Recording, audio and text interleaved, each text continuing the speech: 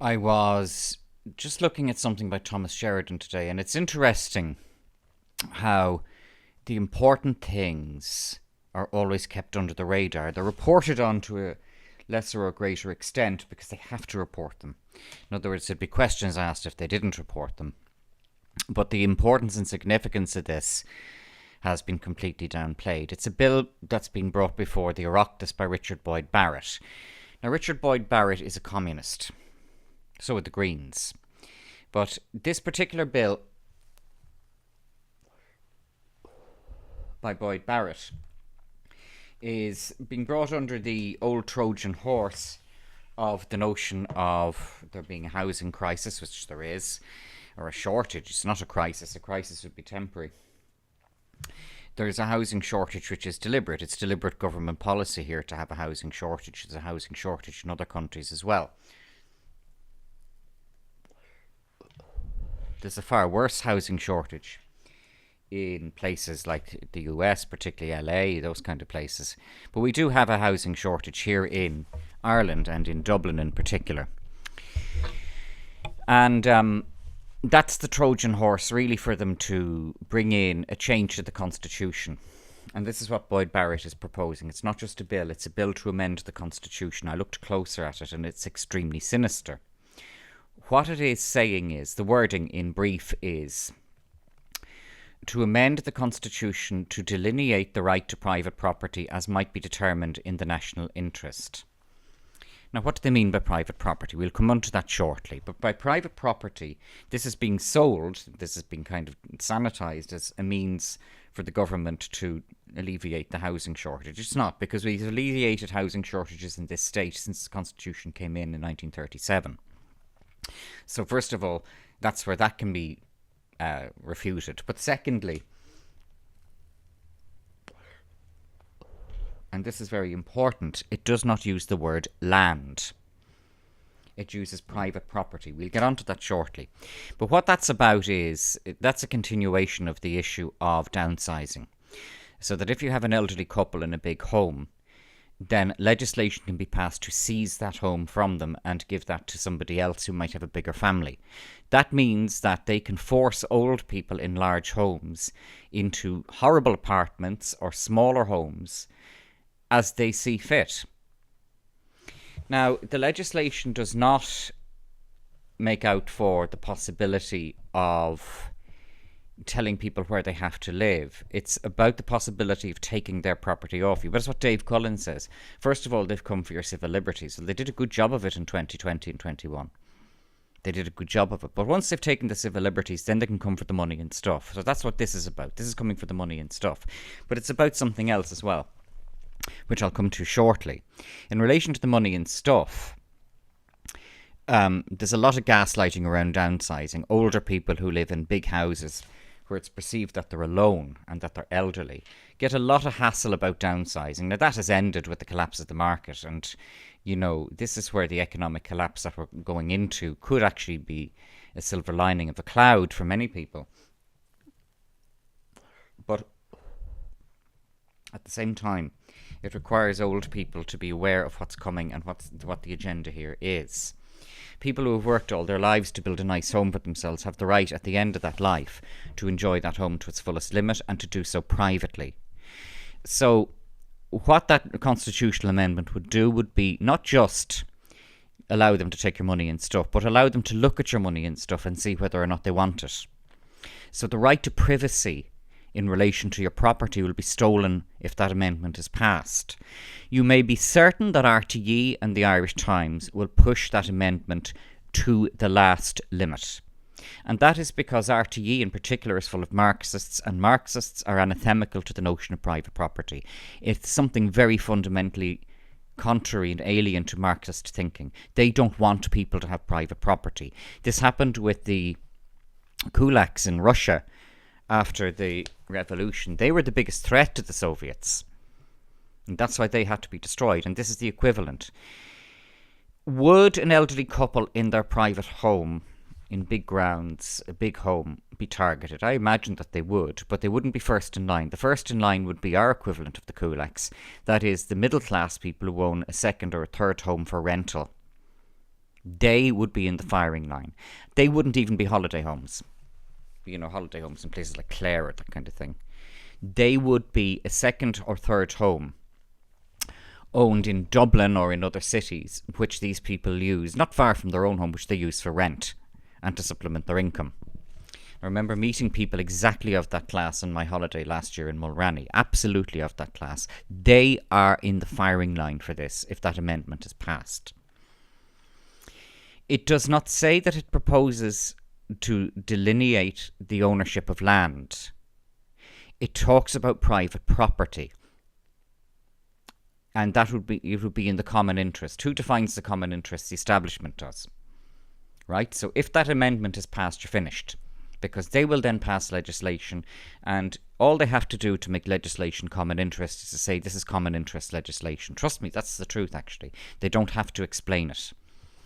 Because if that amendment is passed in the Constitution, then any such legislation is constitutional. It can't be challenged. Boyd Barrett is pushing for this. And so are the Greens. But you can bet your life that Fianna Fáil and Fine Gael support them, because they wouldn't allow this if they didn't. Anyway, what this is about, as I said, is the seizure of property. It won't be farmland. They won't go after the farmers. It won't be holiday homes because they're not interested in that. They're too far away. It will be urban, suburban homes, second homes that belong to people. And they will pick their target. They won't pick those who know how to litigate.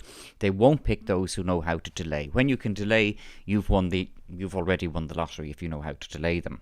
It won't be that. It'll be these nice middle class people who have bought a second or a third home, an apartment somewhere or other, for the purposes of supplementing their income. They're finished if this gets through. They're finished anyway because they'll find some way of doing it. But an amendment of that nature would make it so much easier for them. They wouldn't have any challenge. But it's about something else as well. Delineating the right to private property in the common good will also be used to attack the inviolability of the dwelling. That was brought in the 1936 Constitution, and there was a strong legacy with that in relation to evictions, because people were just being thrown out of their homes with no warning. So it does mean that since then, and I mean a lot of the freetards may disagree with me in this one, but since then, it means that people who are going to be evicted have to be given very good due notice of that. And they are, whatever any of the freetards or any of these ones say, they actually are given due notice of that. And that was before 1936, when the Constitution came into effect in 1937. It was ratified by a plebiscite in 1936. But before then, there was no protection on people being evicted summarily. That is, the bailiffs, the sheriff comes to your door without warning. That ended in 1937, and that's still the case, and Boyd Barrett wants to get rid of that. But it's the other issue, and it does tie into something. It's the issue of the police being able to come into your home without a warrant or a good reason. They will invent, if they can get that referendum passed, they will invent good reasons. And they will be whatever they decide they are, based on whatever piece of statute they railroad through the Oireachtas.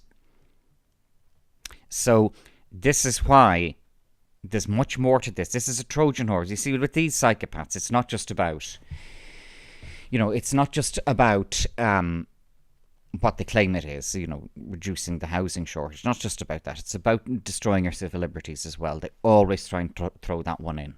They will always go for destroying our civil liberties. So the inviolability of the dwelling in Ireland leads into the fact that the police cannot come to your home without a warrant or a good reason.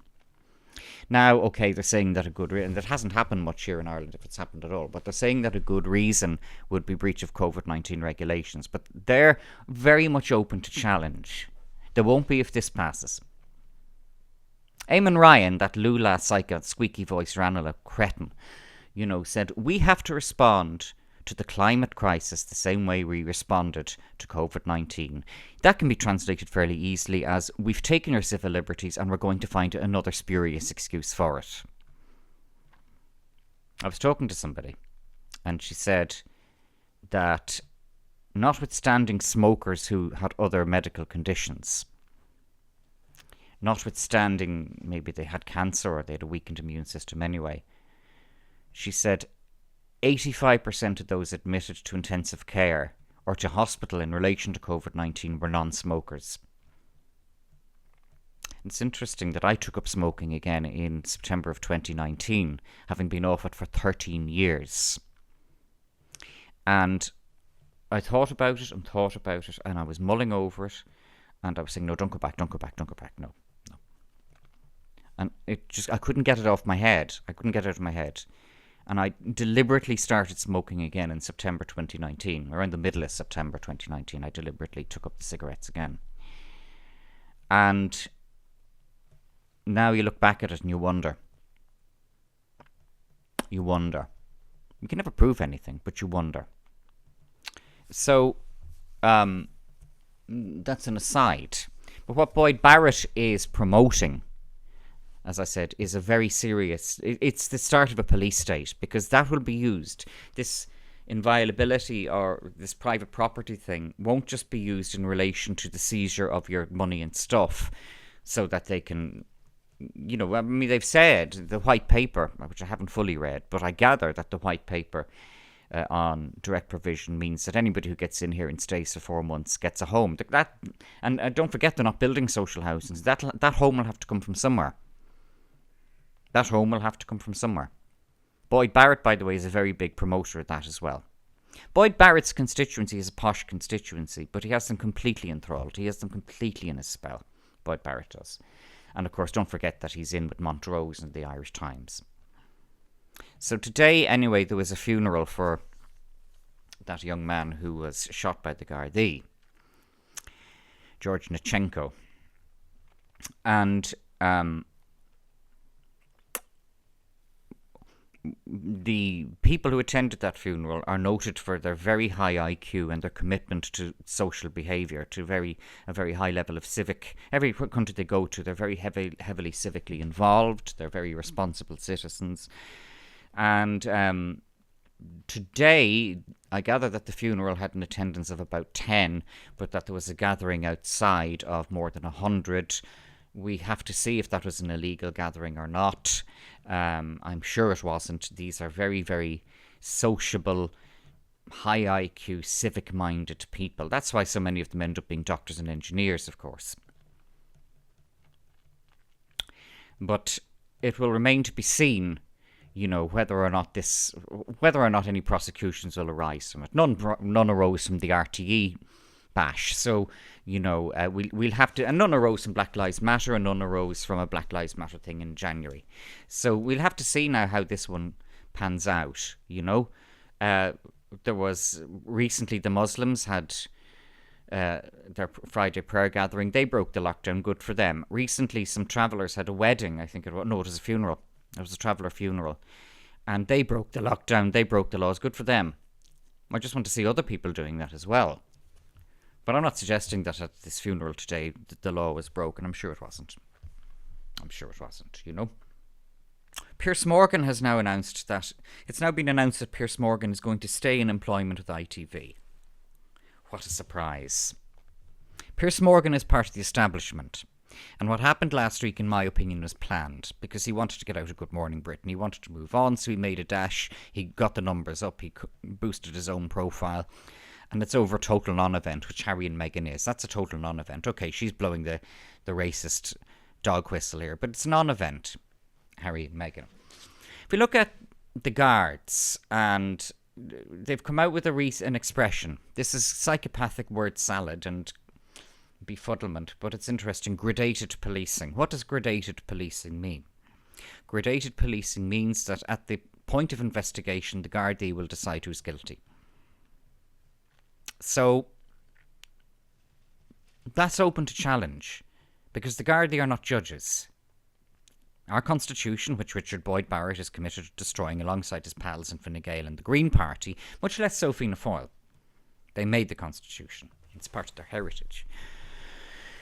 But the notion of equality before the law, and also the notion, by the way, and it's in our constitution explicitly, a criminal judgment can only be made by a judge in a criminal court. No, they want rid of that.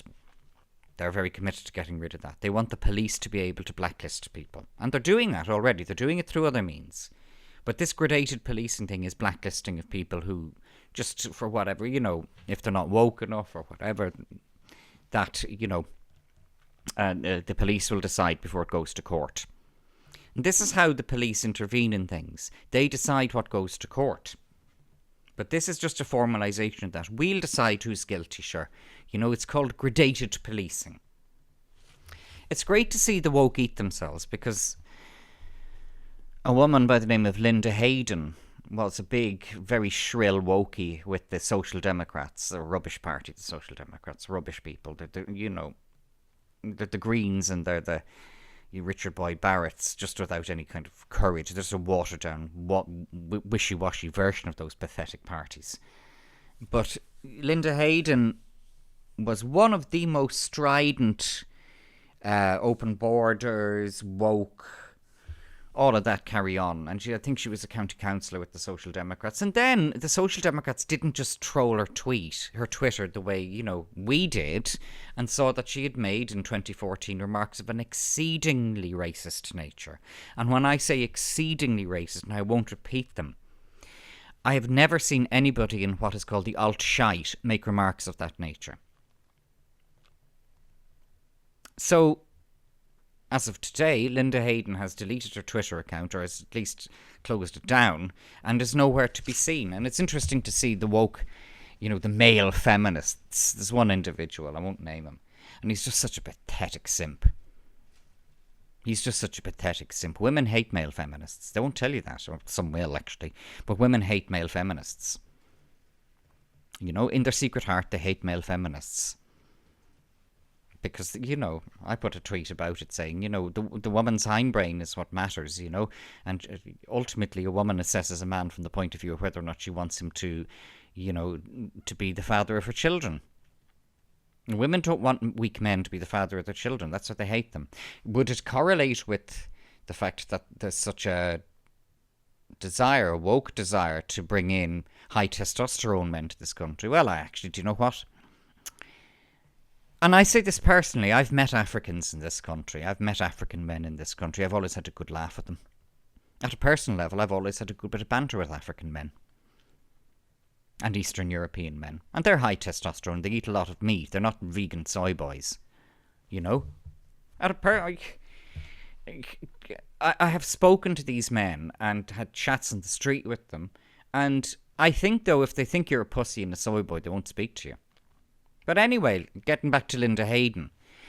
Linda Hayden came out with extremely racist remarks. And this shows the psychosis of the woke. And it goes to show the falseness of the woke as well, and to show how hypocritical they are.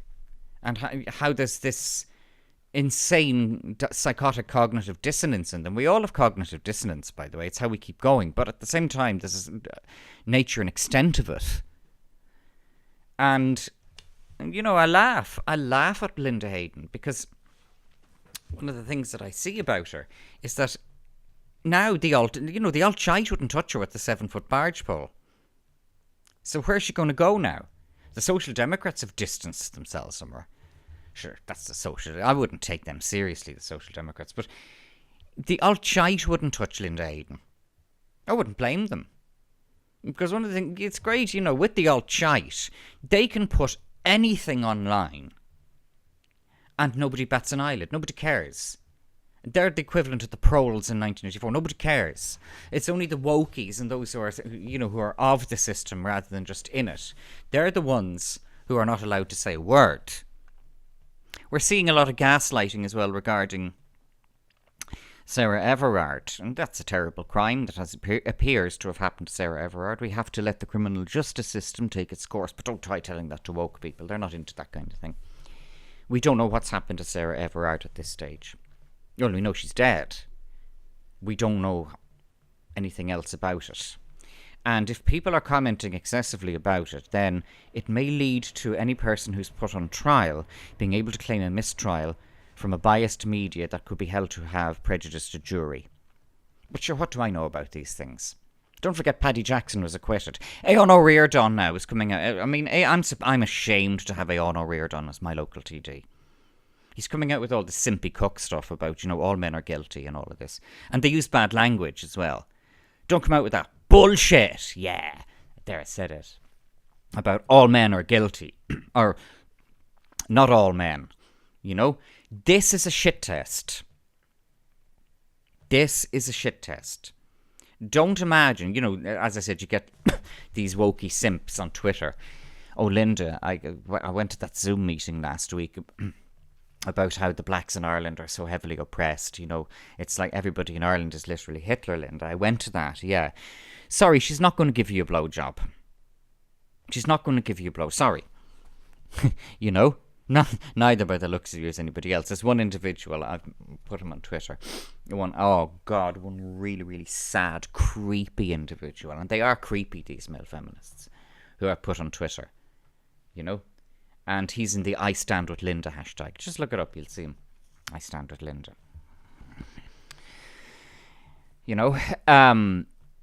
But there's a gaslight happening in relation to Sarah Everard. It's the all men are guilty thing. And one particular Green, and they're very evil people, the Green Party. Very, very evil people. One Green member of the House of Lords, some woman, has said that there should be a 6 p.m. curfew for all men.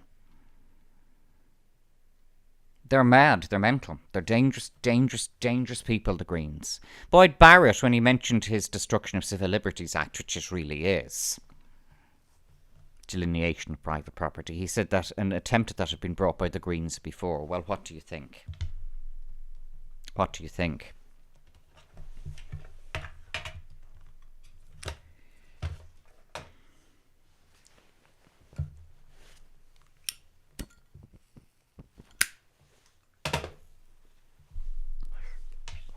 So these are strange times, and there's a lot of Renfielding going on at the moment. There's a lot of gaslighting happening. You have to be Mrs. Carmody, and you have to just recognise, they are evil. We'll call them out on it. We'll continue to do so. But, don't worry about it. We'll beat them in the end. And don't forget how well in Ireland the alternative, particularly alternative conservative commentators are doing. But it is funny, though, just getting back to Linda Hayden. The alt-shite, they wouldn't touch you with a 7-foot barge pole.